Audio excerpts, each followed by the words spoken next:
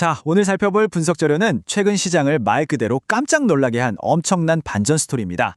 바로 롯데케미칼 얘긴데요. 극심한 침체의 늪에 빠져있던 석유화학 시장에서 이들은 대체 어떻게 갑작스러운 흑자 전환에 성공했을까요? 지금부터 그 흥미로운 미스터리를 하나씩 파헤쳐 보겠습니다. 일단 화면에 띄워둔 이 시선을 확 사로잡는 숫자 10부터 시작해보죠. 이게 무슨 의미인지 혹시 감이 오시나요? 네, 맞습니다. 롯데케미칼이 이번에 극적인 반전을 맞이하기 전까지 견뎌내야 했던 뼈아픈 연속 적자 분기의 수입니다. 무려 10개 분기예요. 거의 2년 반 넘게 이 화학산업의 거인이 끝이 안 보이는 어두운 터널을 지나오면서 대체 얼마나 엄청난 압박감을 느꼈을지 한번 상상해 보시길 바랍니다. 그런데 그 길고 길었던 터널의 끝에서 드디어 이 숫자가 등장합니다. 735억 원, 바로 1분기 영업이익입니다. 사실 이게 얼마나 드라마틱한 결과인지 체감하시려면 당시 시장의 기대치를 아셔야 하는데요. 그때 컨센서스가 2,003억 원 적자였습니다. 다들 이번에도 적자겠지 하고 있었는데 롯데케미칼이 보란듯이 그 예상을 완전히 뒤엎고 대규모 어닝 서프라이즈를 터뜨린 거죠. 정말 시장의 발칵 뒤집힐만 했습니다. 첫 번째 섹션, 흑자 전환의 숨겨진 공식입니다. 대체 이 악명 높을 정도로 척박한 석유화학 시장에서 어떻게 돈을 벌어들인 걸까요? 빠르게 짚고 넘어가 보겠습니다. 이 흑자 미스터리를 푸는 가장 핵심적인 열쇠는 바로 레깅 효과, 즉 시차 효과입니다. 머릿속으로 팽팽한 고무줄을 하나 떠올려 보세요. 지난 2월 말에 이란하고 미국 사이에 분쟁이 터지면서 지정학적 리스크가 확 올라갔죠. 그러면서 최종 화학 제품 가격이 갑자기 훅 튀어 올랐습니다.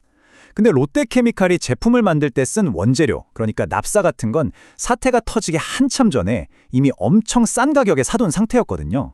그러니까 과거의 싼 원가랑 지금의 비싼 판매가 사이의 간경이 고무줄처럼 쫙 늘어나면서 일시적으로 어마어마한 마진이 뚝딱 만들어진 겁니다. 이걸 구체적인 숫자로 뜯어보면 좀 더 재밌습니다. 이번 1분기 흑자를 만든 수학 공식은 아주 심플해요.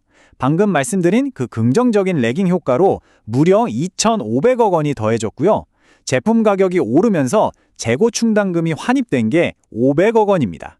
합쳐서 3,000억 원에 달하는 엄청난 이익 개선 효과가 있었던 건데 재밌는 건 이 두 가지 요소 전부 회사의 어떤 체질 개선보다는 갑작스러운 가격 급등이라는 외부 요인 덕분에 빵 터진 거라는 점이죠. 실제로 자료를 보시면 그 흐름이 명확히 보입니다. HDP, LDP, PP 같은 핵심 화학 제품들의 마진이 그냥 확 벌어졌죠. 이 레깅 효과의 단물을 가장 크게 빨아들인 곳이 바로 기초 소재 부문, 그중에서도 올레핀과 타이탄 부문이었습니다. 전분기 대비 무려 3,833억 원이나 실적이 좋아지면서 단숨에 275억 원 흑자로 돌아섰으니까요. 스프레드가 벌어지는 게 곧바로 현금으로 꽂혔다는 걸 눈으로 확인할 수 있습니다. 두 번째 섹션입니다. 2분기에도 과연 이 흑자 기조가 이어질 수 있을까요? 1분기에 짜릿한 모멘텀이 계속될지 아니면 그냥 일회성 이벤트로 끝날지 살펴볼 차례입니다. 여기서 우리는 롯데케미칼이 쥐고 있는 숨겨진 무기에 주목해야 합니다. 바로 LC-USA 부문인데요. 글로벌 화학 제품 가격은 막 천정부지로 솟았는데 이 LC-USA가 사용하는 미국산 천연가스 기반 에탄 가격은 아주 잔잔하게 안정세를 유지했습니다.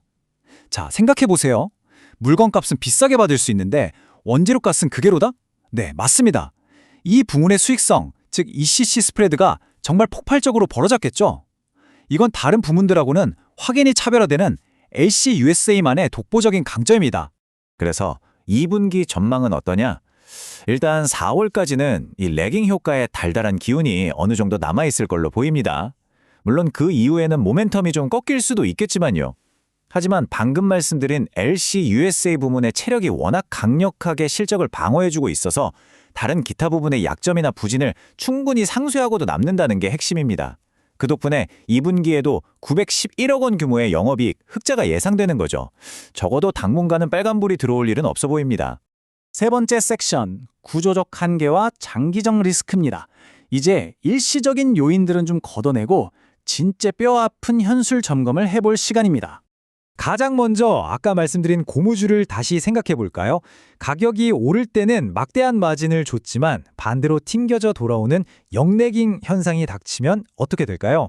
비싸게 사둔 원료로 싼 제품을 만들어야 하니 손실이 기하급수적으로 커질 겁니다. 게다가 더 무서운 건 거시적인 흐름이에요. 지금 중국이 아주 작정을 하고 화학 설비를 쏟아내면서 글로벌 공급 과잉을 만들고 있죠. 거기다 2027년, 2028년쯤 되면 국내에서도 S-오일의 거대한 샤인 프로젝트가 본격적으로 돌아가기 시작합니다. 장기적으로 숨막히는 치열한 경쟁이 예정되어 있다는 뜻입니다.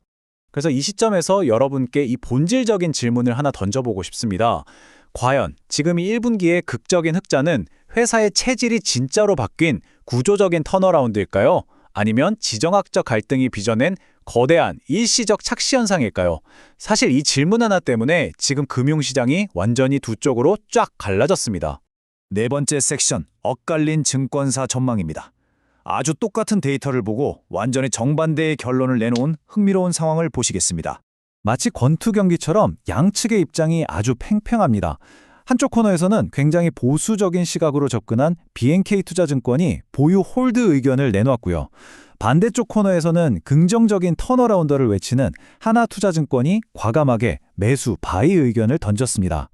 시장의 극명한 온도 차이가 딱 느껴지시죠? 자, 세부적인 논리를 한번 분해해 볼까요? 먼저 BNK투자증권은 목표 주가 94,000원을 부르면서 경계심을 바짝 세우고 있습니다. 이들 주장의 핵심은 1분기 훅자? 그거 그냥 가격이 만든 일시적인 착시다. 2027년 이후로 밀려올 구조적 공급 과잉이라는 진짜 위협은 하나도 해결된 게 없다는 겁니다. 반면에 하나투자증권은 아주 낙관적으로 13만 원의 목표 주가를 제시합니다. 이들은 이란 미국 사태 이후로 영업 환경 자체가 좋아진 건 팩트고 무엇보다 아까 완한 LCUSA라는 강력한 버퍼가 회사를 든든하게 받쳐줄 거다라며 완전히 엇갈린 해석을 내놓은 거죠. 여기서 특히 하나투자증권이 매수를 외치면서 근거로 뗀 이 12개월 선행 PBR 밴드 차트가 되게 재밌습니다. 이들은 목표 밸류에이션으로 0.5배 PBR을 적용했는데요. 왜 그랬냐? 지금 시장이 돌아가는 흐름을 보면 지난 2020년에서 2022년 사이에 스프레드가 확 반등하면서 회복했던 그 과거의 사이클이랑 너무 똑같이 흘러가고 있다는 겁니다. 한마디로 과거의 성공 패턴이 지금 완벽하게 재현되고 있다는 게 이들의 핵심 논리인 셈이죠. 자, 이제 모든 팩트와 패가 여러분 앞에 테이블 위에 놓였습니다. 장장 10분기 만에 맛본 극적인 흑자와 레깅 효과의 달콤함. 하지만 그 뒤에 서늘하게 다가오는 거대한 구조적 공급 과잉의 그림자. 여러분은 어느 쪽의 논리에 더 고개를 끄덕이셨나요? 롯데케미컬이 이 거대한 구조적 장벽을 시원하게 부수고 완벽한 부활을 증명해낼까요? 아니면 이번 흑자는 그저 스쳐가는 지정학적 바람으로 기록될까요? 핵심을 파악하신 여러분이 이 질문에 대한 답을 찾아가며 시장의 다음 행보를 직접 추적해 보시는 것도 정말 흥미로울 것 같습니다. 오늘 설명은 여기까지입니다. 감사합니다.